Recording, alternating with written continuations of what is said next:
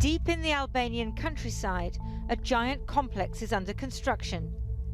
It's the new headquarters of the Mojahedin Khalq, the MEK, a large, well-organized Iranian opposition group dedicated to one thing: regime change in Tehran.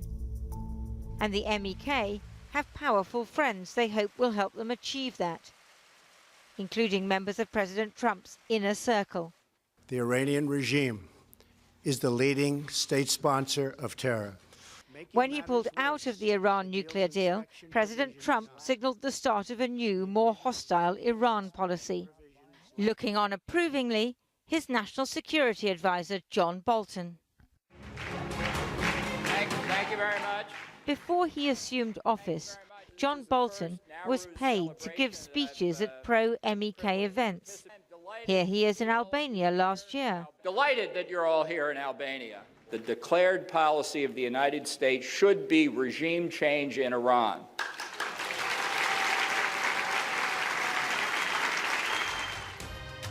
President Trump's aides say that the MEK's leader, Maryam Rajavi, is the face of a democratic future for Iran. You're the vision for the future. You are the vision for the future of Iran.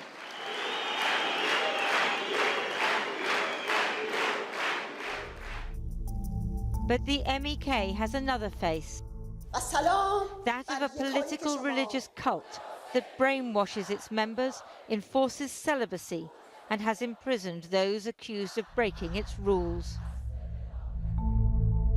The MEK says the complex is a refugee camp, so I went to take a look. Albanians aren't free to enter, and I'd heard that the 2,500 MEK members inside can only emerge if supervised by commanders. Hello, how are you? We were immediately intercepted by Albanian private security guards. So they're saying we can go no further. We're within a few hundred yards of the Mojahedin al-Khalq camp. But this is Albania. It's hard to understand why we can't go any closer. They're erecting more buildings, expanding the camp. But they didn't want to be filmed or to talk. Hi, how are you? Okay, good? Everything good? I spotted a woman in the classic MEK garb. You are Mojahedin? Yeah, Mojahedin. Okay. At this point, several MEK men appeared from inside the camp and accused us of being Iranian government spies and terrorists. You want to see my... That's my card. That's my card. Press card. The guards attacked our translator and went for the cameraman. So what have they got to hide? Nice to see you. Okay, we still Okay. Back in the 1980s, in the Iran-Iraq war, the MEK fought on the side of Saddam Hussein against their own country, so many Iranians saw them as traitors. The Iranian regime then executed thousands of MEK political prisoners. They operated from a military base in Iraq and were classified as terrorists by the US government. When the Americans toppled Saddam in 2003, the MEK surrendered to US troops, but they came under repeated attack from pro-Iranian forces.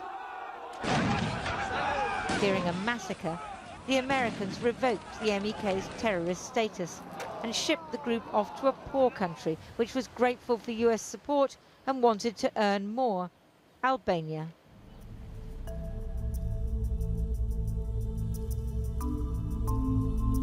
Hello. Hi. In Tirana, I met a couple who were trying to convince Albanians that the MEK is up to no good in their country. Hello. Mustafa and Mahbube used to be MEK supporters. They've come all the way from Canada in the hope of seeing their daughter Samaya, who they say was kidnapped by the MEK 20 years ago and is being held in the camp. I am not against the Mujahedin. It's not my business. I am not political. Just, I want to see my daughter. 10 minutes, please. Bring it here, me and my wife. Just see. Mustafa has filmed his 2 decades-long odyssey to rescue his daughter, joining other desperate families in Iraq. On the streets of Tirana, he was roughed up by MEK members, shouting that he was an Iranian terrorist and spy, even though he's been a Canadian citizen for 17 years. I try to translate in Albania. The MEK, who won't let Samaya see her parents unsupervised, has issued a clip of her, also accusing her father of being an Iranian spy. He came back in Albania to say some of these words to all the people in Albania, to say, Mojahedin have been kidnapped me. But this is not right, because I am in free country in here. In the anonymous suburbs of the Albanian capital, we found some of the 120 or so Mojahedin defectors who've escaped the camp. They fear that their former commanders are still watching them, but some want to tell their story nonetheless. This hashtag belongs to Mujahedin. These are all Yes. Mujahedin.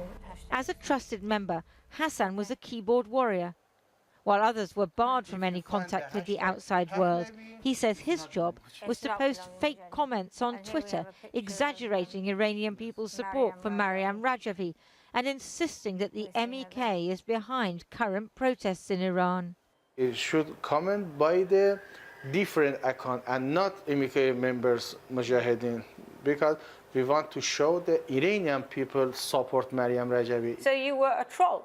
Yes. You were an internet troll? Yes. Hassan showed me where he used to stay in the camp.